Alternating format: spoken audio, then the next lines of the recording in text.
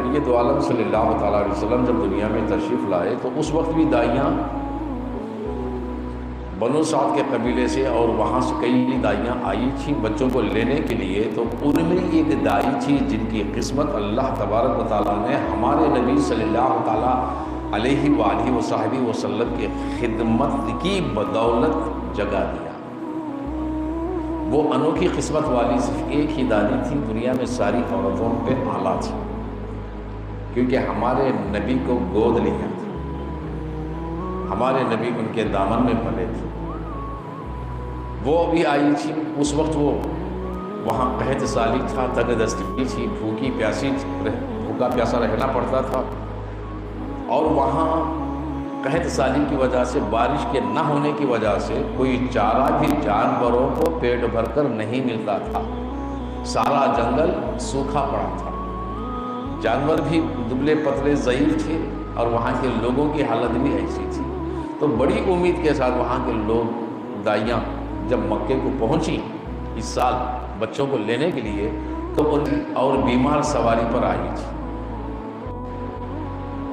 اور یہاں جو بچے گھروں میں پیدا ہوئے تو دائیوں کے انتظار میں جو دائیاں آئیں گی تو ان کو معاوضہ دے کر بچوں کو ان کے حوالے کرنے کے لیے سارے کے سارے گھروں کے مکان کے دروازے کھول کر دائیوں کے انتظار میں تھے. جب دائیاں آ گئی، جہاں جہاں دائیاں جاتی سب کو بچے ملتے گئے، کیونکہ ان کے ماں باپ تھے، مال بھی تھا، سب کچھ تھا.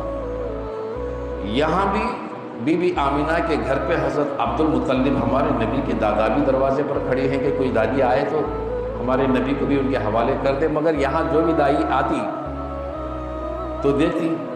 عبد المطلب کہتے ہمارے گھر بچہ ہے مگر اس کا باپ نہیں ہے، تو یہ سمجھتے ہیں کہ جب جس کا باپ ہی نہیں ہے تو ہم کو کیا مال ملے گا، تو ہم کو کیا دیں گے. یہ سوچتے ہوئے ہر دائی آتی اور بچے کو لینے سے انکار کر کے چلے جاتی. صبح سے دوپہر ہوئی، دوپہر سے شام کا وقت جب گزرا، یہاں ایسا معاملہ کوئی دائی ہمارے نبی کو لینے کے لیے آگے نہیں آتی تھی. وہاں دائی حلیمہ کو کوئی بچہ ان کے بیماری اور ان کے دبلے پن کی وجہ سے کوئی بھی ان کو بچہ نہیں دیتے تھے. تیری حالت ایسی ہے، تو اتنی دبلی پتلی بھوکی پیاسی، تو بیمار ہے، اور وہ بھی ان کے پاس ایک چھوٹا بچہ بھی تھا، ایک چھوٹے بچے والی ماں ہے، تو وہ بچے کو دودھ پلائے گی یا ہمارے بچوں کو پلائے گی؟ نہیں، ہم بچے کو تیرے ساتھ نہیں دے سکتے. کوئی وہاں یعنی نہ دائی حلیمہ کو بچہ ملا، نہ یہاں ہمارے نبی کو کوئی دائی آ کر لینے کے لیے تیار.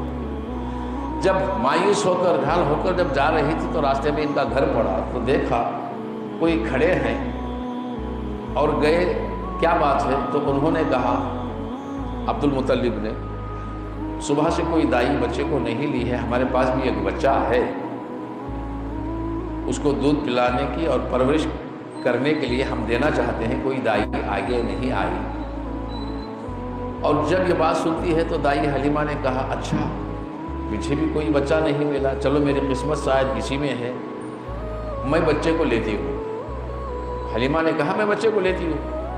جب یہ بات سنے تو پھر عبد المطلب نے کہا کہیں پھر یہ اندر جا کر انکار کر کے نہ آ جائے. تو پہلے ہی کہا کہ دیکھو مائی، اس کا باپ نہیں ہے، اس بچے کا باپ نہیں ہے، میں ہی اس کا والی ہوں، میں اس کا دادا ہوں.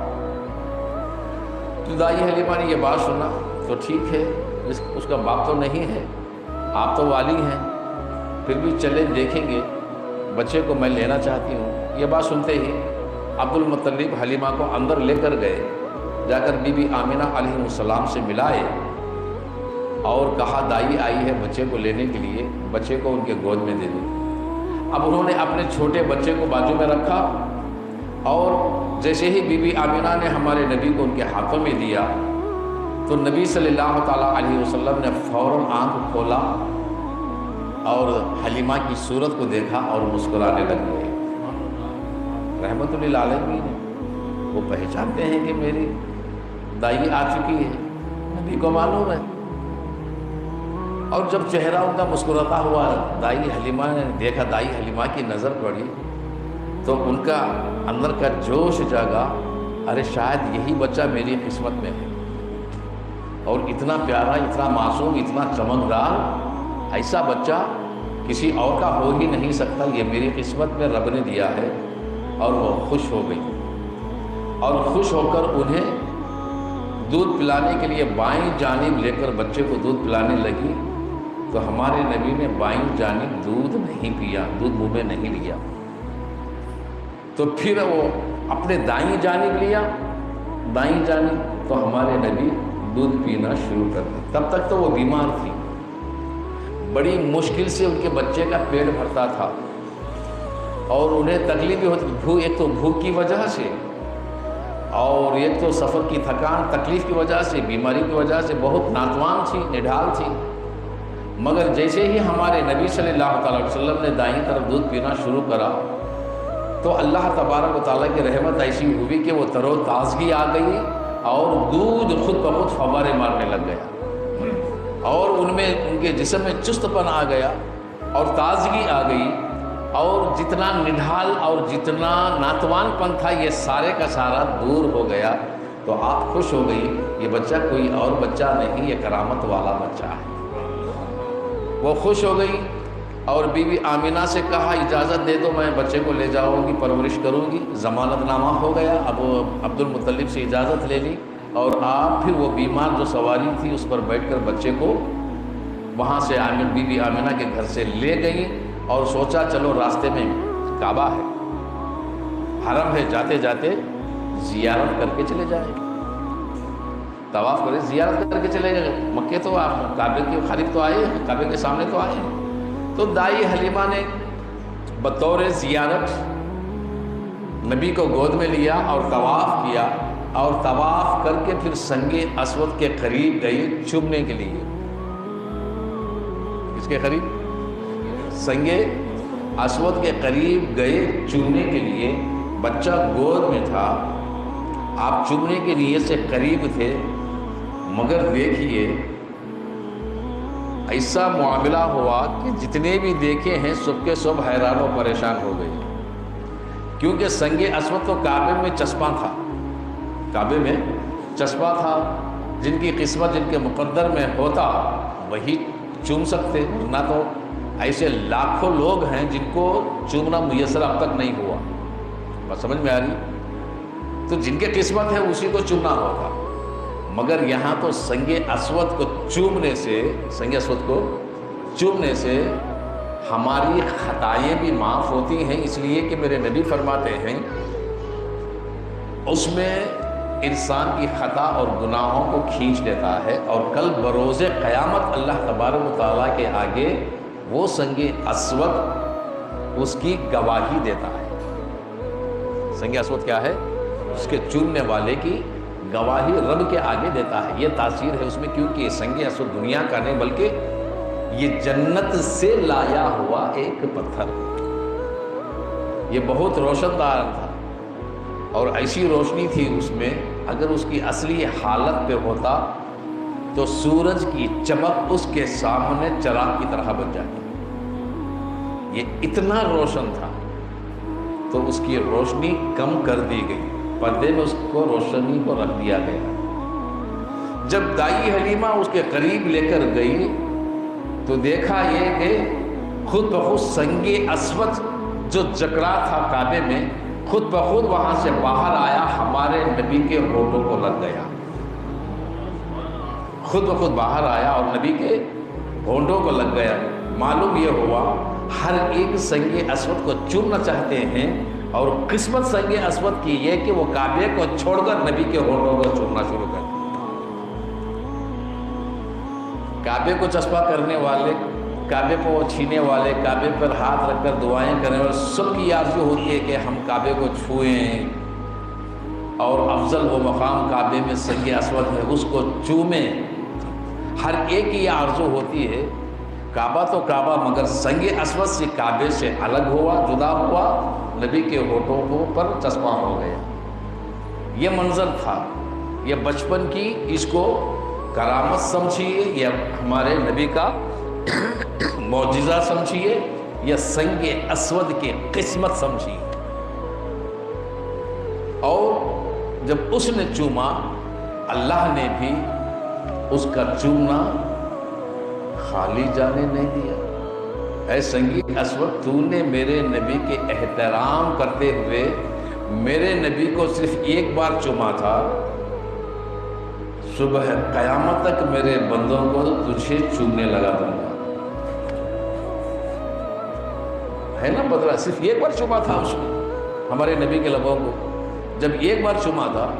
آج امت مصطفیٰ جن کو اللہ حج اور عمرہ ان کی نصیب میں لکھا ہے، صبح قیامت تک اس کو چومتے ہی رہیں گے۔ کس کو چوما؟ سنگ اسود کو چوما۔ کتنے لوگ لاکھوں میں، کروڑوں میں، انگن تو بے شمار صبح قیامت تک آنے والے چومتے ہی رہیں گے، مگر سنگ اسود کا ایک بوسہ تھا، اللہ نے صبح قیامت تک اسے بوسگا بنا دیا۔ اور سمجھ میں ہے نا؟ اب یہ معجزہ سمجھو، کرامت سمجھو، یا سنگ اسود کی قسمت سمجھو۔ اب وہاں سے لے کر چلی گئی، سواری میں بھی جان آئی، لوگ بھی پریشان تھے۔ پھر گاؤں گئی، اور گاؤں سوکھا پڑا تھا، جنگل سارے سوکھے پڑے تھے، اور وہ بچے کو گھر پہ لائی۔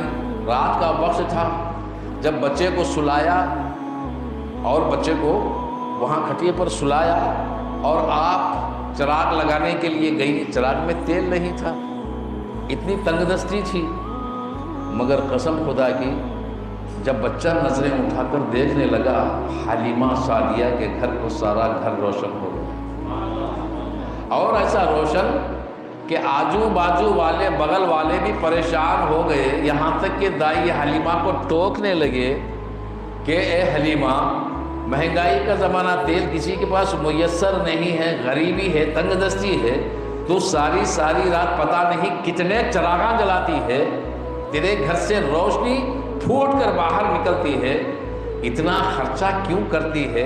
تو دائی حلیمہ باہر آ کے مسکرا کر کہتی ہے، قسم اس پروردگار کی جس نے مجھے یہ بچہ مکے والا دیا، اب تک تو میں نے کوئی چراغ جلائی ہی نہیں ہے، یہ ساری روشنی اسی مکے والے بچے کی برکت سے ہے۔ روشن دان ہو گیا، دیکھتے دیکھتے تر و تازگی آ گئی، بارشیں ہونے لگی، سوکھا جنگل ہرا بھرا ہونے لگا۔ پتلے جانور تھے، دبلے تھے، جن کو چارہ میسر نہیں تھا، سو بچہ تھا، سوکھی بکریاں تھیں، ان کے تھنوں میں دودھ کے فوارے آنے لگ گئے، مشکل سے ایک کا بھی پیٹ بھرتا نہیں تھا، 10 کا پیٹ بھی بھرتا تھا، پھر دودھ اور بھی کافی بچتا تھا، برکت ہی برکت۔ یہ سارا شہر جان گیا تھا کہ یہ مکے والے بچے کی برکت ہے۔ کیا ہے؟ مکے والے بچے کی۔ ارے نبی رحمت للعالمین نے جہاں وہ ہوں وہاں برکت اور رحمت نہیں تو اور کیا برسے گی؟ کیونکہ رحمت والا ہی ہے، برکت والا ہی ہے، اس کے ہر قدم میں برکت ہے۔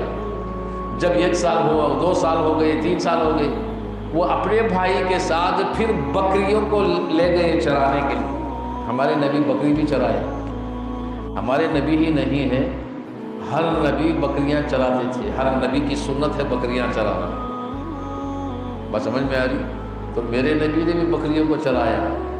آج بھی وہ پہاڑ و وادیاں موجود ہیں جہاں الحمدللہ اللہ تبارک و تعالیٰ نے وہاں کی زیارت بھی ہم سب کو نصیب کیا ہے۔ میں نے بچوں کو، پوتا پوتی کو سب کو ساتھ میں لے کر گیا تھا وہاں پہ، جہاں ہمارے نبی صلی اللہ علیہ وسلم کا سینہ مبارک چاک ہوا 4 سال کی عمر میں، جہاں وادیوں میں بکریاں وغیرہ چلائے، جہاں حلیمہ سعدیہ کا مکان تھا، جہاں ان کی بیٹی ہمارے نبی کی رضائی بہن شیمہ ان کا مکان تھا، جو ہمارے نبی کو گود میں اٹھا کر باہر لا کر گھمایا کھلایا کرتی تھی، ان کی بھی ہمارے نبی نے بہت تعریفیں کی ہیں۔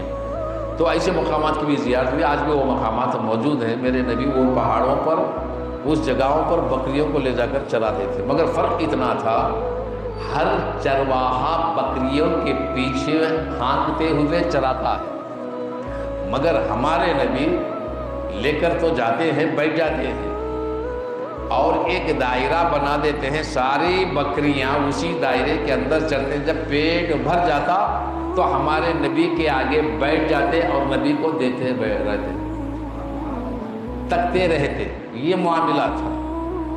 تو ہمارے نبی بکریاں جب صبح لے جاتے، سارے گاؤں و بستی والوں کی بکریاں بھی ہمارے نبی کی بکریوں میں چھوڑ دیتے، ہم کو چلانے کی دقت نہیں ہوگی، بکریاں یہاں وہاں بھاگیں گی، ہانکنا پڑے گا، یہ کرنا پڑے گا، نہیں، ہر چرواہا پیچھے ہوتا، مگر ہمارے نبی سامنے جاتے، بکریاں پیچھے آتی، بکریاں پیچھے آتی، اور صرف سوکھے جنگل پر جب ہمارے نبی کا قدم ہوتا تو اسی قدم کے نیچے سے ہری ہری گھاس اگنا شروع ہو جاتی، اور بکریاں اسی قدموں کی نشانی کو دیکھتے ہوئے چلتے ہوئے چلے جاتے۔